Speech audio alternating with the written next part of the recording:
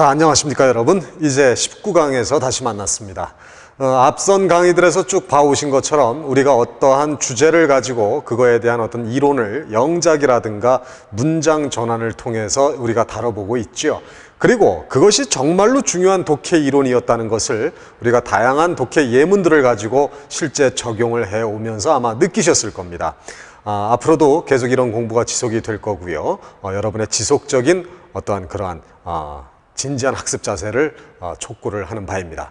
자, 이제 오늘 그 19강은요, 우리가 제가 그 샘플 강의에서도 인터넷에서 말이죠. 샘플 강의에서도 잠깐 보여드린 적이 있습니다만, 역시 중요한 독해 부분이 되겠습니다.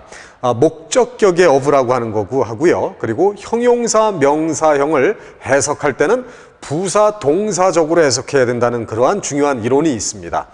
자, 목적격의 어부라고 하는 것은 예전에 동명사 파트에서도 제가 잠깐 보여드린 적이 있었죠. 그 기억나세요, 여러분? 목적격의 어부. 원래는 동사였던 게 목적어를 취하고 있었죠. 근데 그 동사가 뭐로 바뀝니까? 명사로 바뀌어버리죠. 그러면 그 명사가 목적어 취할 수가 없죠.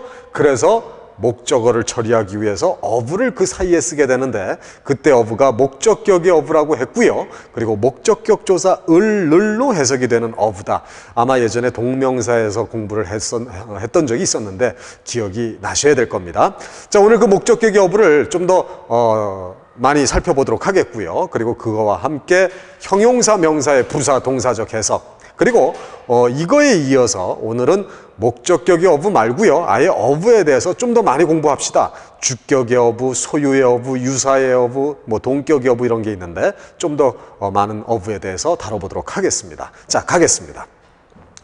자, 여러분, 오늘 수업의 첫 번째 주제는 목적격의 어부, 예전에 공부한 적이 있었고요. 그 다음 형용사, 명사지만은 해석할 때는 부사, 동사로 해석하라. 대단히 중요한 거지요.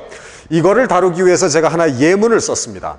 You must deliver, 배달하다, 요 정도의 뜻입니다. The package, 소포란 뜻도 있고요, 짐이란 뜻도 있고요. 너는 그 짐을 아주 조심스럽게, carefully, 조심스럽게 배달해야 된다라는 그런 문장이 있습니다. 영어에는 같은 표현이라 할지라도, 같은 의미라 할지라도 표현 방식이 상당히 다양하다는 것을 아실 거예요. 자, 그래서 제가 여기에 문제를 가하겠습니다. 어떤 문제지요? 요 동사 deliver라는 동사 있죠? 이 동사를 명사로 품살 바꾸어서 이 문장을 같게 써보자라는 얘기입니다. 자, 그러면 어떻게 되나 한번 같이 해봅시다. 자, 여러분, deliver의 명사가 뭡니까? delivery, 배달이라는 그런 명사를 생각하시면 될 거예요. 자, must는 일단 그대로 내려오겠고요. You must. 그 다음, 문제는 이제 이렇게 하나밖에 없던 동사가 뭐로 바뀌었어요? 명사로 바뀌었죠. 그러면 뭐가 없어진 겁니까? 동사가 없어져 버렸죠. 그래서 이 동사 자리에 뭘 쓴다고 그랬어요? 샘플 강의 보셔서 아시죠? 형식 동사라는 걸 쓰게 된다고 그랬죠, 여러분? 형식 동사. 왜 형식 동사라고 했어요? 얘가 명사형으로 바뀌었을지라도 원래가 동사였기 때문에 동사적인 의미는 그대로 얘가 가져줍니다. 그리고 여기에 쓰이는 동사는요, 그냥 동사 자리를 메꿔주기 위한 형식상의 동사다 해서 형식 동사라고 했죠. 여러분, 그 형식 동사로는 뭘 즐겨 쓴다고 그랬죠? make도 있고요, have도 있고요, take도 있고요, 그리고 get도 있고요, 등등등 많이 있다고 그랬어요. 어차피 형식 동사니까 아무 걸 갖다 써도 무방하겠지요. 하지만 delivery에는 주로 즐겨 쓰는 말, make를 여기서는 즐겨 써도 관계없습니다. 자, 그래서 make를 일단 써보도록 하겠습니다. 그 다음 뭘 잊지 말아야죠? 그렇죠, 부정관사를 쓰는 걸 잊지 말아야죠. 그래요, 여러분. 그래서 어떤 형태가 나오죠? 형식 동사 플러스 부정관사 플러스 동사에서 나온 명사형. 그래서 제가 이런 얘기도 했었습니다. 요 밑에 예문은 지금 신경 쓰지 마시고요. 이런 얘기도 했었지요. make a study, 이거 뭐지요? 공부를 만들다라고 해석하지 않지요. 이 형식 동사들은 물론 본래의 뜻들은 다 있지만 이것들 중에 어느 하나가 형식 동사로 쓰일 때는 말 그대로 형식상의 동사이기 때문에 본래의 뜻들은 다 상실을 해버린다. 즉 해석을 하지 않는 동사들이다라고 얘기를 했습니다. 그래서 해석하지 않고요. 얘를 그냥 동사로 해석하지요. 공부하다 이렇게 말이죠. 그러니까 make a study는 그냥 동사 study와 같다 이렇게 보시면 되겠습니다. 뭐 make a mistake 역시 실수를 만들다라고 해석하지 않죠. 그냥 실수하다입니다. 실수하다예요. 동사 mistake와 같아요. 자, 우리는 과거에 이런 것들을 소위 수거라고 우리가 생각을 해왔는데 사실은 이건 수거라고 생각할 게 아니고요. 이러한 개념으로 우리가 들여다봐야 되겠다라는 그런 얘기를 제가 예전에 샘플 강의에서 한 적이 있었습니다. 자, 그러면 말이죠. 자, 여기까지 됐어요. You must make a delivery. 그 다음 이제 문제가 하나 또 남아있지요. 동사였을 때, deliver가 동사였을 때는 the package, 목적어를 취할 수가 있었지요. 그죠? 그런데 이 동사가 뭘로 바뀌었어요? 명사로 바뀌었죠. 그럼 명사가 package라는 목적어 취할 수 있습니까? 없죠. 그래서 여기에 뭘 쓰게 된다 그랬어요? of를 쓰게 되고 of 다음에 뭐를? the package를 쓴다고 그랬지요. 그래요. 이렇게 된다 그랬지요. 자, 이때 of가 바로 목적어를 처리하기 위한 어부다 해서 얘가 바로 뭐라 그랬어요? 그래요. 목적격이 어부라고 그랬고 목적격 조사 을룰로 해석한다고 그랬지요. 명심해야 됩니다. 또 한 가지가 있었지요. 뭐였죠, 여러분? carefully라는 부사는 원래 동사를 꾸미는 역할을 하지요. 근데 이 동사가 뭘로 바뀌었어요?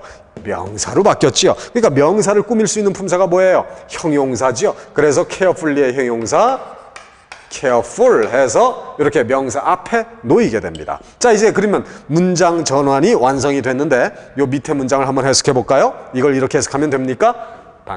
너는 그 짐의 조심스러운 배달을 만들어야 된다. 웃기는 해석이지요. 이런 해석하면 안 돼요. 어떻게 해야 된다 그랬어요? 이제 형식 동사니까 해석 안 하지요. 그리고 요것이 명사지만은 원래 뭐였기 때문에?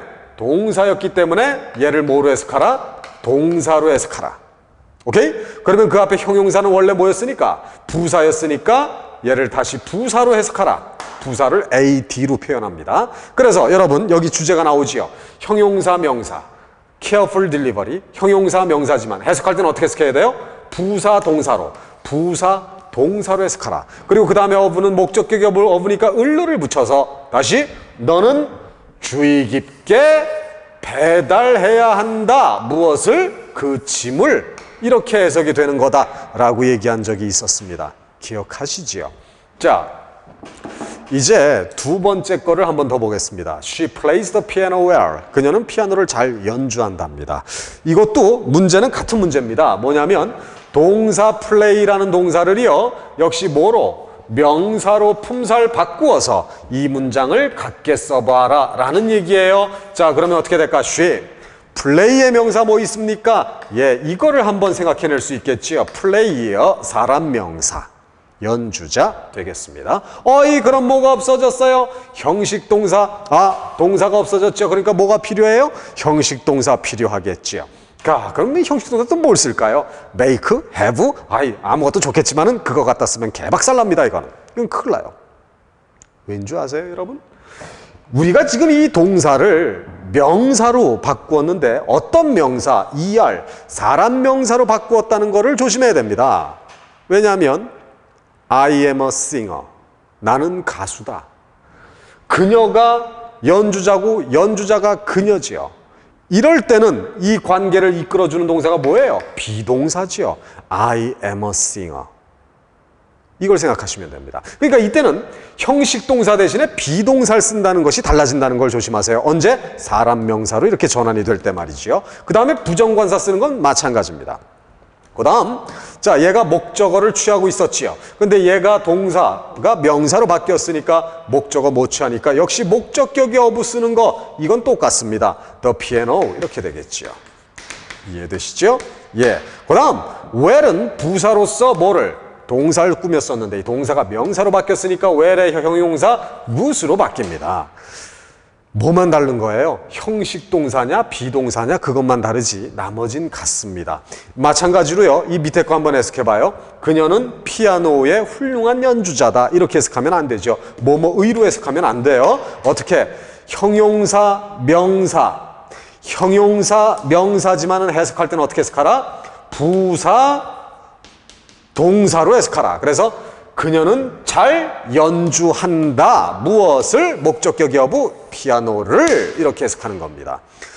자, 목적격 여부 개념 이제 이해하셨고요. 형용사, 명사의 부사, 동사적 해석 많이 나옵니다. 특히 격식을 갖춘 문어체적인 어떤 그런 독해 지문에서 많이 등장되는 것들이기 때문에 이 부분을 잘 처리할 수 있어야 되겠습니다.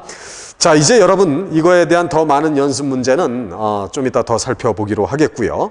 아예 여기에서 우리는 제20강 주격의 어부, 또 소유의 어부, 유사의 어부, 어부에 대해서 더 공부를 해봅시다. 목적격의 어부를 하나 봤으니까요. 자, 건너가 보겠습니다. 자, 여기에 타이틀을 좀 써볼까요? 제20강. 자, 20강의 주제가 뭐였죠? 주격의 어부가 있고요. 그리고 소유의 어부가 있고요. 그리고 유사의 어부라는 게 있습니다.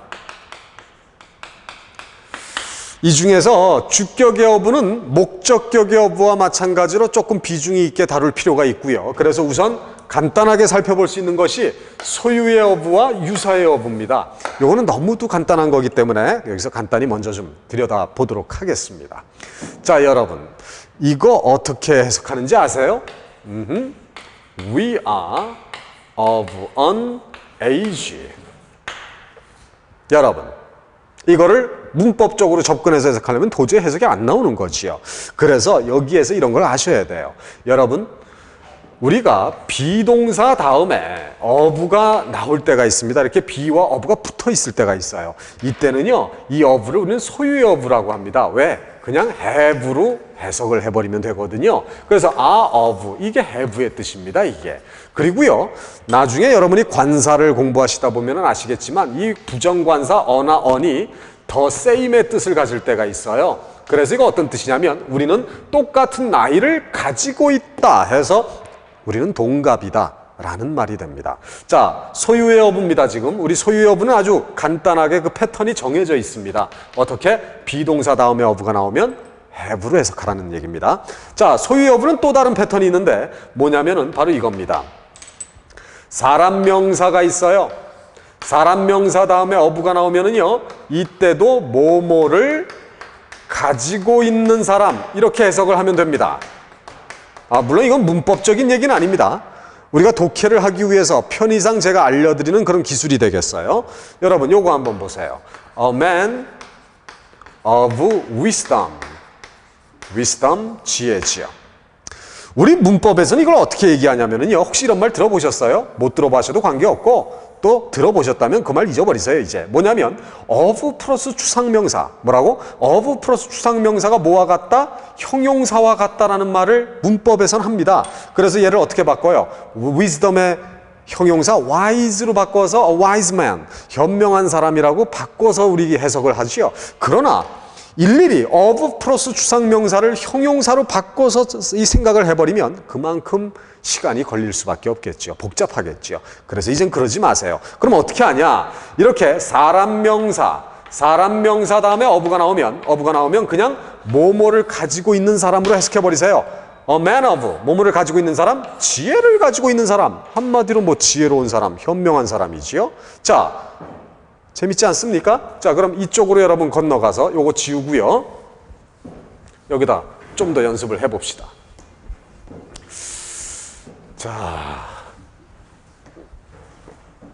자, 이번엔 여러분 이거 한번 볼까요?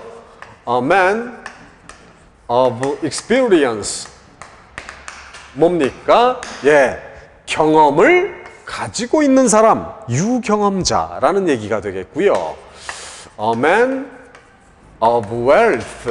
뭐죠? wealth가 부, 재산 이런 얘기죠. 재산을 가지고 있는 사람, 부자란 얘기입니다. 그 다음 a man of the world. 요거는 조금 조심할 필요가 있어요. 이거는 뭐냐면 세상을 가지고 있는 사람, 독재자인가 보다. 그게 아니고요. 세상 물정에 밝은 사람을 얘기합니다. A man of many words. 많은 말을 가지고 있는 사람. 한마디로 수다쟁이, 말이 많은 사람 이런 얘기가 되지요. 바로 이런 것들이 소유의 어부다라고 하는 것을 이해하시면 되겠습니다. 자, 이제 다시 저쪽으로 건너가서요. 여러분 유사의 어부라고 하는 걸 또 들여다보도록 하겠습니다. 유사의 어부. 여러분 이거 한번 해석해 보세요. An angel of a wife. 이것도요, 어부를 뭐뭐의로 해석하면 안 되는 거지요. 뭐뭐의로 해석한다면 아내의 천사 이런 말이 되는데, 아내가 무슨 파출부로 데리고 있는 게 천사를 데리고 있는 거야? 그건 아니지요. 그러면 이런 걸 어떻게 하느냐? 이것도 역시 소유의 어부와 마찬가지로 패턴이 정해져 있습니다. 어떻게 정해져 있냐면요, 보세요. 명사가 있지요. 그 다음 어가 나옵니다. 그 다음 명사가 나와요. 그래서 명사, 명사 요런 꼴로 이것도 패턴이 정해져 있는데 해석할 때는 반드시 앞에 명사부터 해석하세요. 그래서 앞 명사와 같은 뒷명사 이렇게 해석하는 겁니다. 즉 앞명사, 뒷명사를 같게 보는 거죠. 유사하게 보는 거예요. 그래서 유사의 어부라고 합니다. 어떻게 해석합니까? 천사, 같은 아내, 즉 아내를 천사와 비슷하게 보고 있다는 관점입니다. 자, 이런 거 많이 있습니다. A palace of a house. 집의 궁전이 아니라 궁전 같은 집 이런 말이 되지요. 그지요? 그 다음 a mountain of a wave. 요 W입니다. wave, 파도지요. 그래서 이것도 산 같은 파도, 즉 산더미 같은 파도를 얘기하지요. A pig of a fellow. 이 fellow라는 말은 보통 좀 안 좋은 뜻으로 쓰이는 어떤 녀석, 놈, 요 정도의 뜻입니다. 그래서 돼지 같은 놈 이런 얘기지요.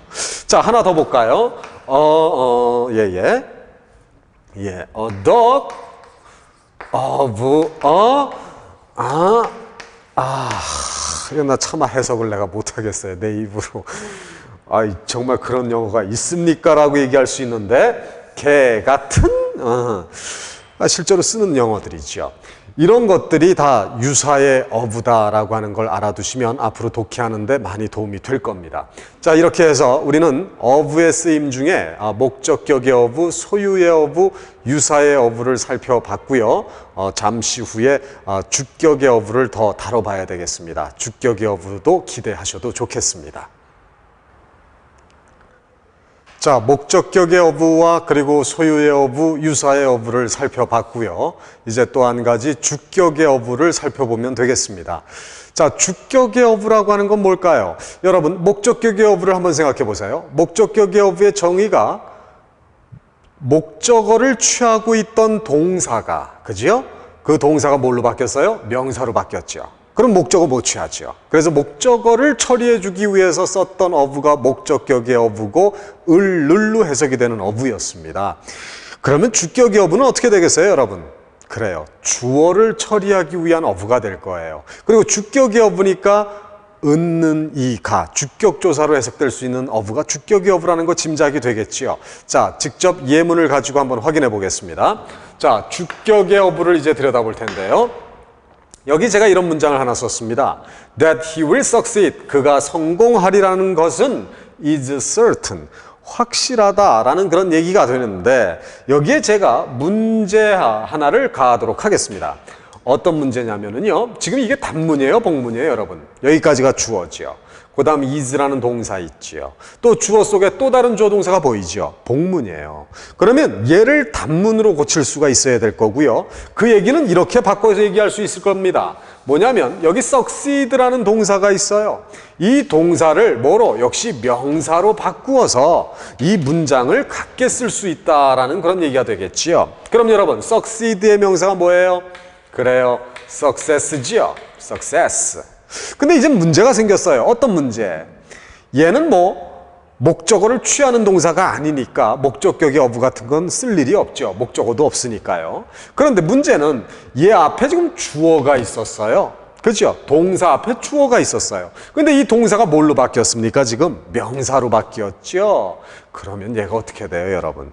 이 앞에 he를 쓸 수 있어요? 없겠죠. 그래서 이번엔 이번엔 다른 게 아니라 이 주어를 처리하기 위해서 여기에 of를 쓰게 됩니다. 그래서 이것이 주어를 처리하는 of다 해서 주격의 of라고 하고요. 이 다음에 주어를 처리하게 됩니다. 알아두셔야지요. 전치사 다음엔 목적어 자리라고 했죠. 그러니까 목적격을 써야 되는 겁니다. 그리고 또 한 가지 명사, of, 명사 이런 꼴일 때는 맨 앞에 정관사 더 쓴다는 것도 예전에 제가 알려드린 적이 있습니다. 그래서 the success of him is certain 이렇게 되면 문장이 같은 문장이 돼요.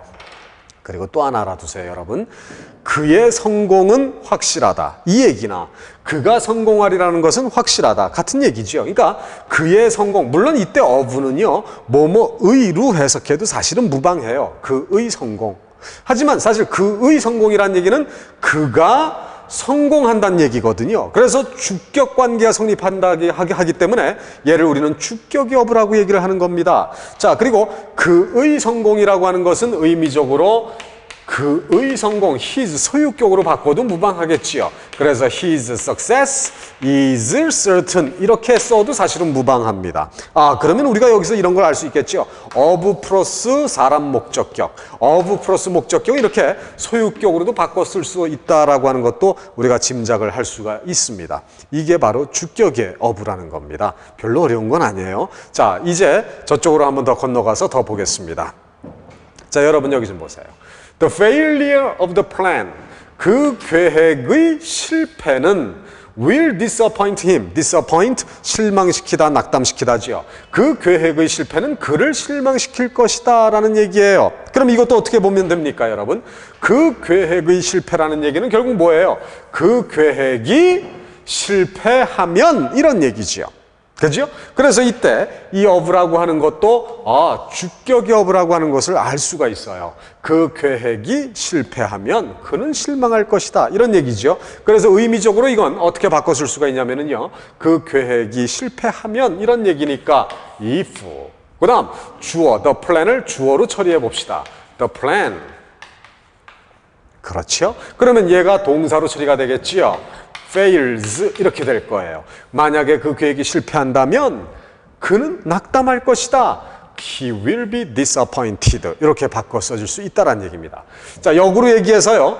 이번엔 얘를 명사로 바꿔봐요. 그러면 fail의 명사 failure로 들어갔지요. 그 다음에 그러면 그 앞에 있던 주어를 처리해주기 위해서 주격의 of를 썼습니다. 주격의 of. 그리고 주어를 그 다음에 the plan으로 처리했고요. 명사 of 명사니까 맨 앞에 정관사 더를 쓴 것입니다. 이게 바로 주격의 of의 생리라고 하는 것을 알 수가 있겠지요. 자, 이제 여러분들은 아직까지 배웠던 것들을 종합적으로 묶어서 특히 주격의 of, 목적격의 of 그리고 또 있습니다. 뭐 있냐면은 여러분 기억나세요? 예전에 공부했는데 오형식 이론의 비밀 그걸 공부했어요. 그걸 가지고 이제 그 다음 강좌 제 21강이 되겠지요. 무생물 주어의 독해 이론으로 들어가는데 여기는 더럽게 중요한 부분이에요. 왜냐하면 말이죠. 우리 한국어에서는 무생물을 주어로 해서 쓰는 표현이 거의 없다고 봐도 됩니다. 그러나 영어는요, 이 무생물을 주어로 한 표현이 대단히 많아요. 우리 언어, 우리 즉 국어하고는 그 차이가 있는 부분이 바로 이 부분이기 때문에 대단히 우리 학생들한테는 어려운 부분일 수도 있지만 그러나 그리 어려운 건 아닙니다. 그리고 대단히 중요한 부분인 것만은 틀림이 없어요. 21강 무생물 주어 이론의 독해 적용으로 들어가는데 먼저 그거를 하기 위해서 다시 간단히 복습할 필요가 있어요. 여러분 기억나십니까? 오형식 이론의 비밀. 오형식은 무엇이 무엇으로 전환된 개념이라 그랬어? 복문이 단문으로 전환된 개념이라 그랬죠. 기억하세요? 그리고 오형식에서 목적보어는 뭐가 원칙이다? 그래요.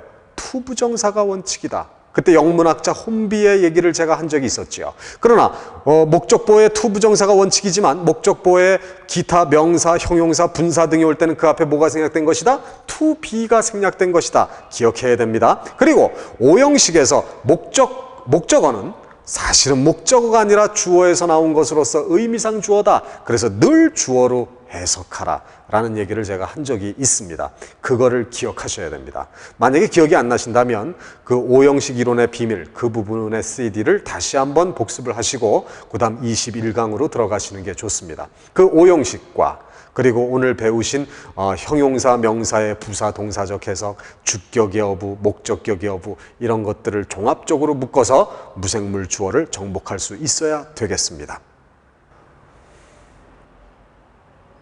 자, 이제 21강입니다. 21강에서는 무생물 주어 구문의 독해 이론을 살펴보겠는데 무지 중요한 부분이라고 얘기했죠. 자, 무생물 주어 말 그대로요. 주어가 사람이나 이렇게 동물과 같이 어떤 생명체가 있는 것이 아닌 생명체가 없는, 즉 추상적인 것이 주어가 되는 걸 얘기합니다. 물론 그 구문 자체는 그냥 그대로 있는 그대로 직역해도 관계는 없어요, 사실은. 하지만 그렇게 됐을 땐 그 무생물 주어라고 하는 것이 우리 국어에는 없기 때문에 좀 어색한 해석으로 보여질 수 있다는 얘기죠. 그래서 그거를 해석하는 방법도 아셔야 되겠고요. 특히 무생물 주어를 사용한 문장 전환 방법도 대단히 중요한 부분입니다. 그래서 그거를 같이 염두에 두시고 공부해 주시면 좋겠습니다. 자, 가겠습니다. 자, 무생물 주어의 독해 이론. 이 무생물 주어의 독해 이론은요, 제가 지금서부터 몇 가지 패턴, 약 한 7가지 패턴으로 분류를 해서 정리를 해드리겠습니다. 그 패턴별로 다 공통점들도 있으니까요, 어렵게 생각하지 마시고 그 7가지 패턴을 잘 숙지해 주시면 여러분들이 이 부분을 능히 정복하실 수가 있겠습니다. 자, 첫 번째 패턴입니다. 제가 이런 문장을 하나 썼어요. 그녀의 아버지가 갑자기 죽었기 때문에 그녀는 학업을 포기해야 했다. had to, 포기해야 했다. 요 had to가 포인트가 됩니다. give up, 포기하다지요. 자, 이 문장이 있는데요. 단문입니까? 복문입니까? 복문이지요. 이후에 종속절이 있고요. 그 다음 주절이 있는 복문입니다. 그리고 이것은 각각 사람 주어가 나와 있습니다. 그죠? 하기 때문에 지금 이 문장을 말해요. 이런 문제를 한번 적용을 해보겠습니다. 이 복문을 무생물을 주어로 한 단문으로 바꾸어 써라 라는 그런 문제로 적용을 한번 해보겠습니다. 뭐라고요? 이 복문을 무생물을 주어로 해서 단문으로 바꾸어 써라 라는 그런 문제예요. 이걸 어떻게 하면 무생물을 주어로 해서 단문으로 쓸까요? 어렵지 않습니다. 그 방법만 알아두시면 돼요. 자, 이쪽으로 일단 한번 가보실까요, 여러분? 제가 여기에 무생물 주어의 전환 방법이라고 제가 여기 표기를 해 두었는데, 일단 우리말로요. 우리말로 무생물 주어를 만들어 버리세요. 우리말로. 어떻게? 요런 틀에다 맞춰 보시면 됩니다. 무엇이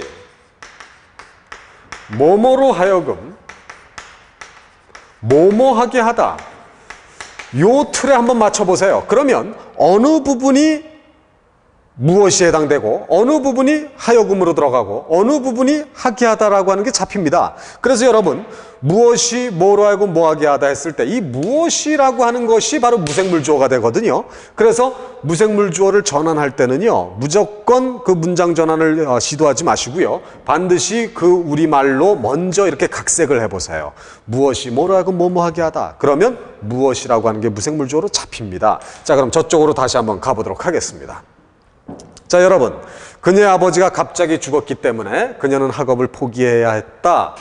이걸 무엇이 뭐로 하여금 뭐하게 하다, 이 틀에 한번 맞춰보세요. 자, 무엇이? 어렵지 않죠? 무엇이? 그래요.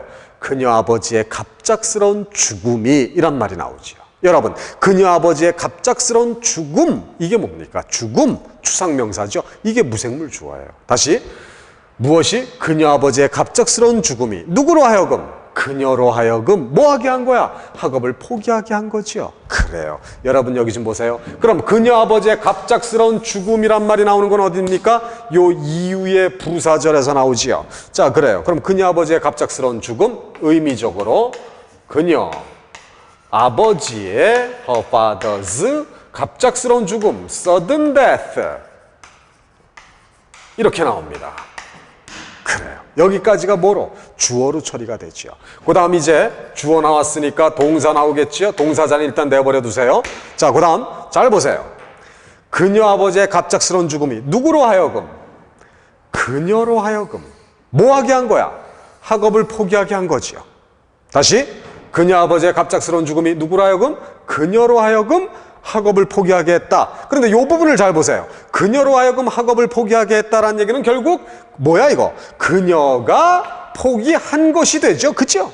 그래요. 그러면 하나의 주어 동사가 앞에 나오는데 여기서도 주어 동사 관계가 포착이 돼요.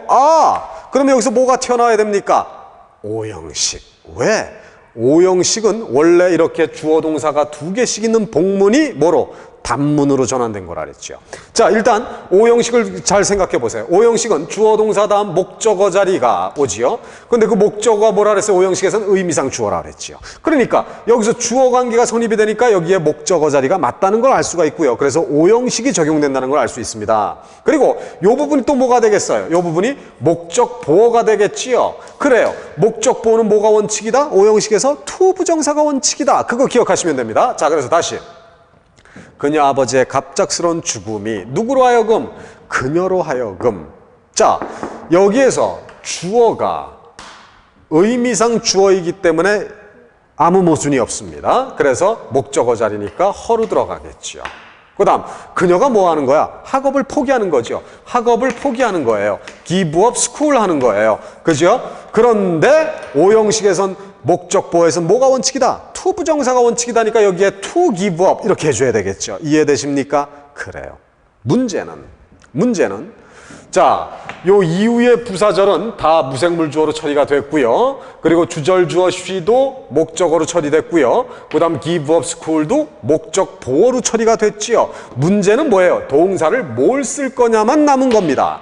그런데 문장 전환이라고 하는 거는요, 가급적 원문의 뜻을 제대로 살려주는 게 좋습니다. 그래서 여기 had to의 의미가 있죠. had to, have to, 뭐뭐 해야 된다라고 하는 어떤 강요적인 의미예요. 그렇다고 여기 had to를 그대로 내렸으면 안 됩니다. 왜냐하면 이 have to는 무생물을 주어로 해서는 쓸 수가 없는 동사거든요. 하기 때문에 여기서 무생물 주어로 해서 쓸 수 있는 얘가 뭐예요? 뭐뭐 해야 된다는 일종의 강요적인 의미지요. 그래서 강요 동사 force라는 동사들이 대표적입니다. 그래서 force를 쓰고요. 과거니까 forced 이렇게 되죠. 끝났어요. 자, 조금 정신이 없었나요? 어렵지 않습니다. 다시 한번 정리하면은 그녀 아버지가 갑자기 죽었기 때문에 그녀는 학업을 포기해야 했다. 얘를 무생물을 주어로 해서 단문으로 전환하라고 그랬어요. 그러면 어떤 방법? 우리말로 먼저 각색을 해보라 그랬죠. 어떤 틀에다가 무엇이 뭐로 하여금 뭐하게 하다. 이 틀에다 맞춰보면 돼요. 무엇이? 그녀 아버지의 갑작스러운 죽음이 이렇게 나옵니다. 누구로 하여금? 그녀로 하여금 학업을 포기하게 했다. 결국 그녀가 학업을 포기하는 거니까 여기서 또 의미상 주어 수로 관계가 포착이 되니까 복문 구조를 단문으로 만들 수 있는 오형식 이론이 개입되는 거고요. 그래서 목적어는 의미상 주어 허루 처리하고 목적보어는 to 부정사를 원칙으로 해서 to give up이 된 거지요. 그리고 had to의 의미를 무생물 주어에서 제대로 살려줄 수 있는 동사가 force라는 동사가 있기 때문에 그걸 force로 처리한 겁니다. 우리가 보통 말이죠. 이런 식으로요, 영어를 공부했던 적이 있어요. force A to B, more A to B, more A to B. 마치 이런 걸 수거처럼 외우는 친구들이 있습니다. 잘 봐요. force A to B 이런 꼴이지요. 그러나 이렇게 공부하는 건 대단히 원시적인 방법입니다. 왜냐하면 오형식만 아시면 되잖아요. 자, 동사 다음 얘가 목적어죠. 그리고 오형식에서 목적보어는 to 부정사만 원칙으로 쓴다는 것만 아시면 굳이 more A to B, more A to B 이렇게 암기할 일이 아니다라는 그런 얘기입니다. 이해되시겠습니까? 그렇습니다. 자, 끝났냐? 안 끝났어요. 여러분, 일단 말이죠. 패턴 1은 뭐냐면요. must 또는 have to, 뭐뭐 해야 된다라는 이런 어떤 강요적인 의미가 나올 때는요. 무생물을 주어로 해서 쓸 수 있는 강요 동사 force를 쓰게 됩니다. 또 force가 있고요. 또 compel이라는 동사도 있어요. 이것도 강요 동사입니다. 또는 oblige 라는 동사도 있고요. 또는 urge 이런 동사들이 있습니다. 이런 동사들이 다 강요 동사로서 바로 이 자리에 들어갈 수 있는 동사들이다 라고 하는 거 꼭 명심하십시오. 다시 원문에 이런 강요적인 의미가 잡히면 무생물 주어 구문에선 반드시 이런 동사를 활용하라 라는 그런 얘기입니다. 자, 제 설명이 아직 안 끝났습니다. 뭐냐면 저는 지금 말이죠. 아직까지 여러분들한테 이 부분에 있어서 요 부분에 있어서 말이죠. 무엇이 뭐로 하여금 뭐하게 하다, 즉 그녀 아버지의 갑작스러운 죽음이 그녀로 하여금 학업을 포기하게 했다 해서 그녀 아버지의 갑작스러운 죽음 이렇게 그냥 직접 의미적으로 끌어냈죠. 그러나 사실은 이것도 요 중간 단계가 사실은 하나 더 있었던 거예요. 뭐냐면은요, 좀 아까 우리가 배웠던 주격 여부 이런 걸 생각해 보시면 되겠습니다. 자, 그거를 적용해서 한번 요 부분을 다시 한번 헤쳐보겠습니다. 자, 여러분 여기에 died라는 동사가 있죠. 그래요. 이 동사를 명사로 바꿔봐요. death가 되죠. 그럼 그 앞에 있던 주어를 처리할 수가 없죠. 그래서 이 주어를 처리하기 위해서 뭘 쓰게 돼요? 주격 여부를 쓰지요. of 다음에 her father가 되겠지요. her father가 되겠지요. 그리고 certainly라는 부사가 동사를 꾸미고 있었는데 이 동사가 뭐로? 명사로 들어갔으니까 얘는 뭘로 들어가요? 형용사로 들어가겠죠. sudden death.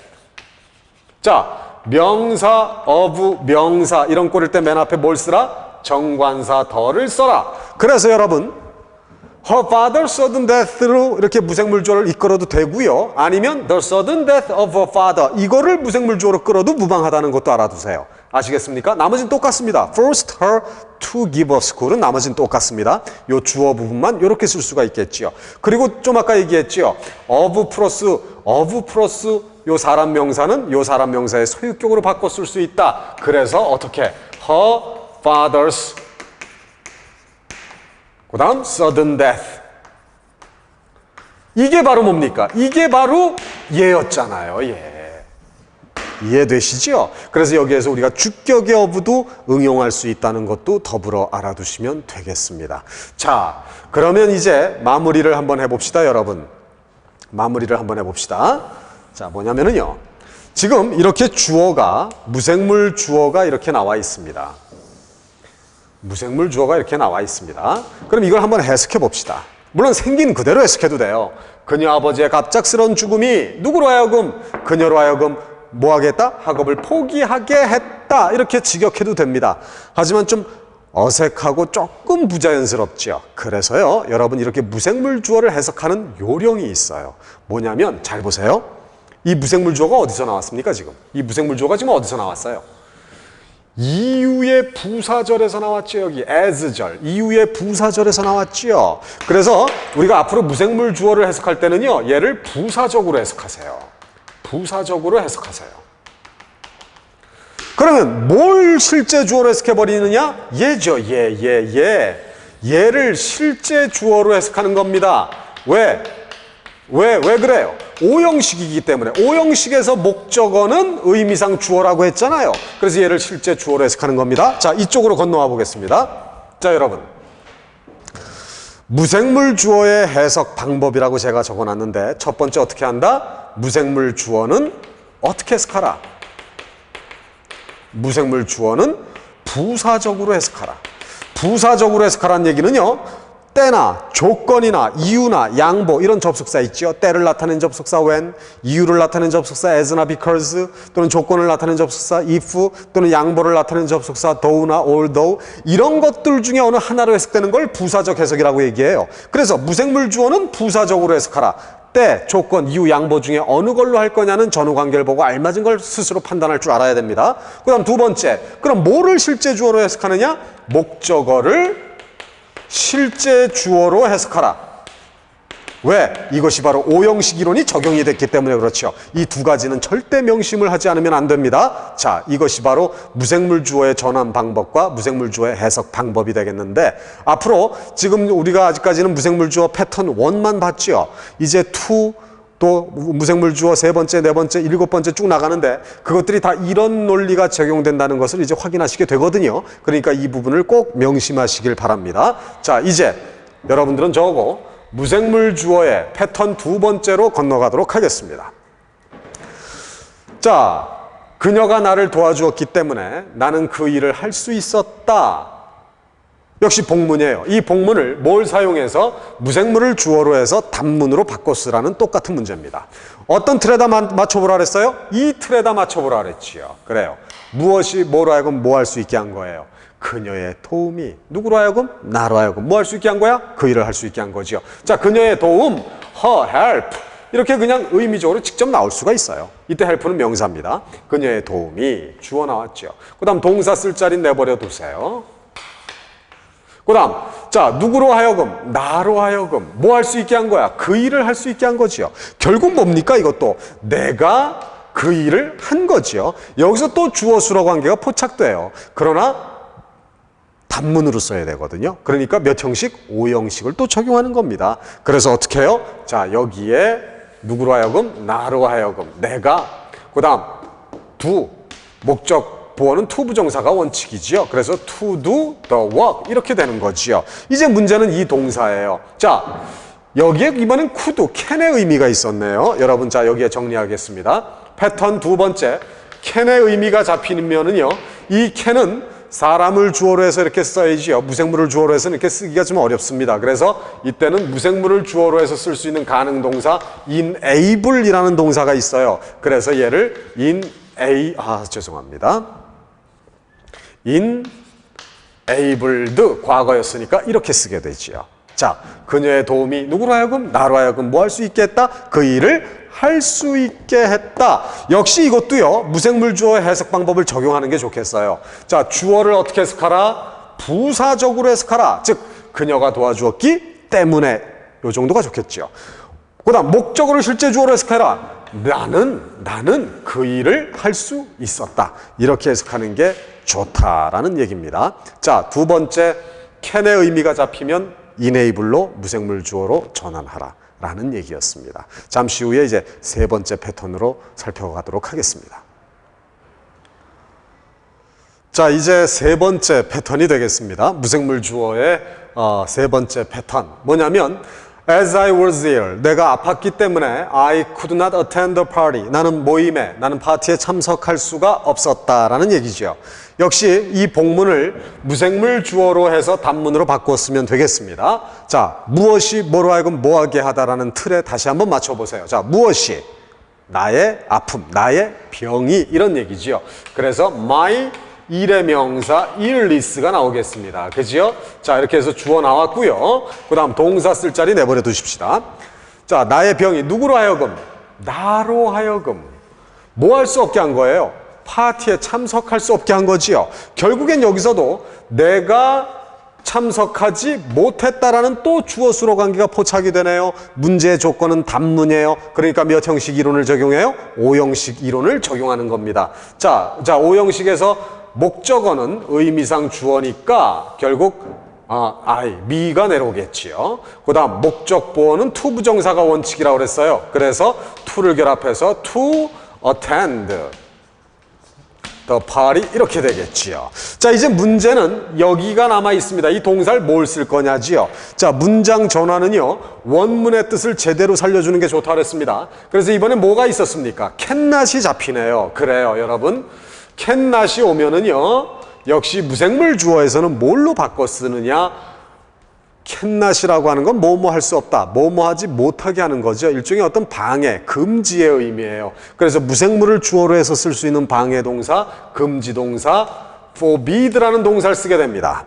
오케이? 자, 여기에서는 과거니까 forbi드의 과거 forbade가 되겠지요. 이렇게 됩니다.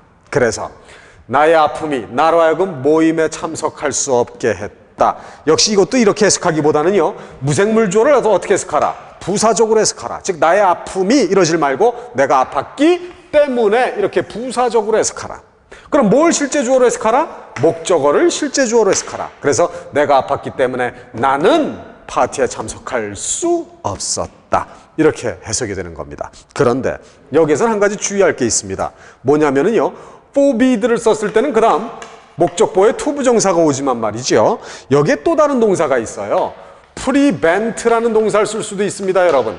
prevent를 썼을 때는요 to 부정사 대신에 from이 전치사죠. 전치사니까 그 다음 동명사 와야 되겠죠. from ing를 쓴다는 거 하나 알아두세요. 그래서 어떻게도 쓸 수 있냐면 my illness prevented 이렇게 말이지요. prevented me 그 다음 from 그 다음 attending 이렇게 된다는 얘기지요. 요거는 좀 조심을 하셔야 되겠습니다. 예, 이렇게 됩니다. 자, 그리고 한 가지 더 여기에 더 보충 설명을 더 해드리자면 prevent 대신에 또 쓸 수 있는 말들이 또 있습니다. prevent, prohibit, hinder 이런 동사들도요 다 D입니다. D, hinder 이런 동사들이 다 from ing 형태를 취하게 된다는 거 더불어 알아두시면 이 패턴 세 번째가 정리가 됩니다. 다시 cannot의 의미가 잡히면 forbid, prevent 이런 동사로 바꿔주는데 단 조심할 것은 forbid가 왔을 땐 to 부정사, prevent가 왔을 땐 from ing를 취한다는 그 차이만 주의하시면 되고요. 나머지는 똑같습니다. 무생물 주어를 부사적으로 해석하라, 목적어를 실제 주어로 해석하라, 이거는 같겠습니다. 자, 이제 다음 패턴으로 건너가 보겠습니다. 자, 여러분 패턴 네 번째인데요. 네 번째, 그 다음 일곱 번째를 먼저 하겠습니다. 잠시 후에 다섯 번째, 여섯 번째를 보기로 하고요. 네 번째 패턴과 일곱 번째 패턴을 먼저 보겠습니다. 네 번째와 일곱 번째는 좀 간단합니다. Why are you angry? 너 왜 화내니? 짜샤. 이런 얘기죠. 너 왜 화내니? 이것도 물론 이건 복문이 아니에요. 그러나 이때는 사람 주어가 나와 있기 때문에 무생물 주어라고는 볼 수가 없겠죠. 아이, why가 주어라고요? 얘는 의문사예요. 자, 그러면 여러분 얘를 무생물 주어로 바꿔보세요. 어떤 틀에다가 무엇이 뭐로 하여금 뭐하게 하다. 자, 너 왜 화내니? 무엇이? 그래, 바로 무엇이야. 무엇이 너로 하여금 화나게 만드니 이 얘기죠. 그래서 여기에선 주어가 무엇이라고 하는 의문 대명사가 주어가 돼버립니다. 그래서 무엇이, 그 다음 동사 쓸 자리 내버려 두세요. 그 다음 너로 하여금 화나게 만드니, 결국 네가 화를 내는 거지요. 여기서도 또 뭐가 잡혀요? 의미상 주어 수로 관계가 잡히지요. 그러니까 몇 형식? 5형식 이론이 또 적용이 되네요. 그지요? 그러니까 유의 목적격, 목적어는 의미상 주어니까 유의 목적격도 유지요. 그 다음 여기 동사 비동사인데 to be로 들어가는데 to be 뭐 할 수 있어요? 생략할 수 있다 그랬지요. 그러면 뭐가? angry가 목적 보호가 되는 꼴이 됩니다. 그지요? 자, 이제 동사는 뭘 쓰느냐 이거지요. 자, 아까 뭐라 그랬어요? 무엇이 너로 하여금 화나게 만드니 이런 얘기죠. 그러니까 만들다, make를 쓰면 되겠습니다. What makes you angry? 네 번째 패턴은요 바로 이겁니다. 의문사 why로 시작하는 이런 문장의 무생물 주어는요 what makes 이렇게 바꿔진다는 사실을 알아두시면 정리가 되겠습니다. 자, 일곱 번째 패턴 갑니다. I have a good appetite. appetite, 식욕이지요. After short work. 자, work은 여기서 산보를 얘기합니다. 나는 좋은 식욕을 가진다. 이러면 안 되고요. 나는 식욕이 좋다지요. 뭐한 후에? 잠깐 동안의 산보 후에라는 얘기는, 즉 잠깐 동안 산보를 하면 나는 식욕이 좋다란 얘기인데 이것도 사람 주어가 나와 있습니다. 그럼 얘도 무생물 주어로 바꿔보란 얘기예요. 그런데 여기에선 뭐에 착안을 하시면 되냐면 have 동사에 착안하세요. 즉 내가 좋은 식욕을 가져요. 그럼 가지는 게 나라면 나에게 좋은 식욕을 준 쪽도 있겠지요. 준 쪽이 뭐예요? 잠깐 동안의 산보가 나에게 그 좋은 식욕을 준 거지요. 그래서 준 쪽이 있으면 받는 쪽이 있고 받는 쪽이 있으면 준 쪽이 있기 때문에 일곱 번째 패턴은요 have 동사가 나오면 이거와 상관관계에 있는 give 동사를 쓰면 되겠습니다. 그래서 뭐가 주어가 되죠? 잠깐 동안의 산보가 나에게 좋은 식욕을 주는 거니까 short work이 무생물 주어로 자리 잡습니다. 잠깐 동안의 산보는 자, gives 누구에게? 나에게 뭘 줘? 좋은 식욕을. give는 사형식 동사죠. 간접 목적어, 그 다음 직접 목적어를 취하죠. 이렇게 말이지요. 예, 이렇게 해서 have 동사는 같은 상관관계에 있는 give 동사를 활용해서 무생물 주어로 바꿔내면 되겠습니다. 이것이 일곱 번째 패턴이었습니다.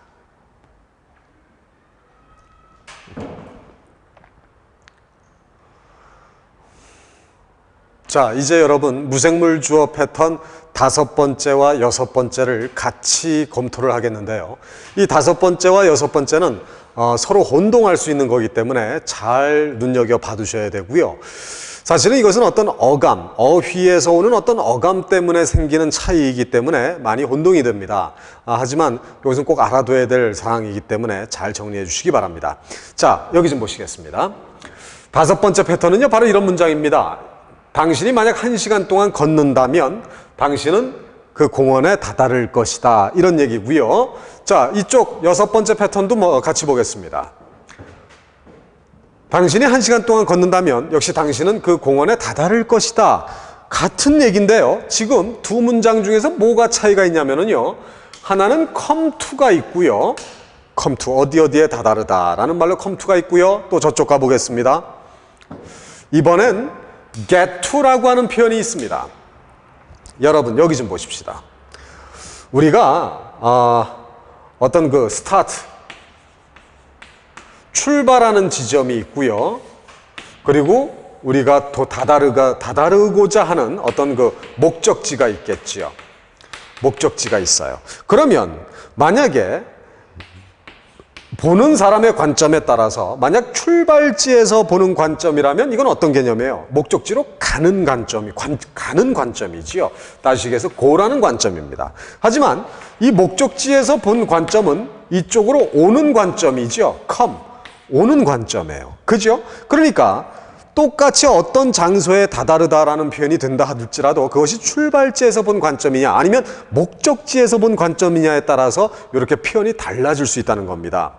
자, 그래서 여러분 어디로 가다 했을 때 go 또는 get to라는 표현도 여기에 해당이 되고요. 또 목적지에서 본 관점은요. 어디로 오는 거죠. 그러니까 come 또는 reach 이런 표현이 여기에 해당이 되겠습니다. 그런데 이것이 무생물 주어에서 달라지게 돼요. 어떻게? 이 출발지에서 본 관점이냐 아니면 목적지에서 본 관점이냐에 따라서 무생물 주어에서 쓰는 동사의 선택이 달라진다는 거지요. 그럼 어떻게 달라지느냐의 결론부터 얘기하고 갑시다. 출발지에서 본 관점이라면은요, 이거는 take라는 동사로 무생물 주어로 활용하게 돼요. 이 take가 take A to B 이런 구조로 쓰이는데요. 조심할 건 이때 to B는 이게 목적어고 이게 목적보를 이루는 오형식이 아닙니다. 왜냐하면 이게 오형식이 되려면 여기 B의 동사 원형이 와야 되는데 여기서는 장소를 나타내는 명사가 와요. 그래서 이거는 오형식하고는 관계가 없는 겁니다. 그냥 A를 B로 데려가다 이런 정도의 뜻인데요. 이거는 바로 take A to B는 출발지에서 본 관점이라는 거. 그 다음 반대로 목적지에서 본 관점은요. bring을 쓰게 돼요. bring A to B. 자, 이것도 역시 to B는 이때 B가 장소 명사를 나타내므로 오형식하고는 관계가 없습니다. A를 B로 데려오다. 이건 오다라는 관점이기 때문에 목적지에서 본 관점이고 take는 A를 B로 데려가다. 가다라는 관점이기 때문에 출발지에서 본 관점이라는 거. 이거 두 가지만 조심하시면 되겠습니다. 자, 그럼 여러분 저쪽 문장 가볼까요? 만약 당신이 1시간 동안 걷는다면 당신은 그 공원에 다다를 것이다. get to를 쓰고 있어요. get to나 go는 어디에서 본 관점입니까? 예, 출발지에서 본 관점이지요. 그러니까 이때는 뭘 쓰라고 그랬어요? take A to B를 활용하라고 그랬지요. 자, 역시 틀은 같습니다. 무생물 주어의 전환 방법, 무엇이 뭐라고 뭐하게 하다라는 틀에 맞춰보면 되죠. 자, 무엇이 1시간 동안의 걸음이 이렇게 나오지요. 누구를? 당신을 어디로? 그 공원으로 데려갈 것이다. 이런 얘기입니다. 그래서 1시간 동안의 걸음 의미적으로 an hour's walk 이렇게 나오지요. 자, 주어 나왔습니다. 그 다음 데려갈 것이다 내버려 두고요. 자, 이 부분 지울까요? 자, 1시간 동안의 걸음이 데려갈 것이다. 씁시다, 예. get to가 잡히니까요. 요 take를 쓰라 그랬죠. will take가 되겠죠. will take. 누구를? you. 당신을 어디로? to the park.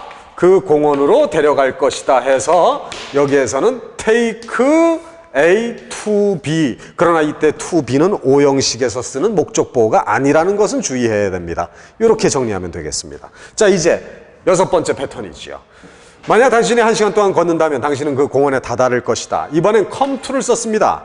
come, 온다는 얘기죠. 그러니까 이건 목적지에서 보는 관점이니까 A를 B로 데려오다라는 bring을 쓰게 됩니다. 역시 1시간 동안의 걸음이 an hour's walk.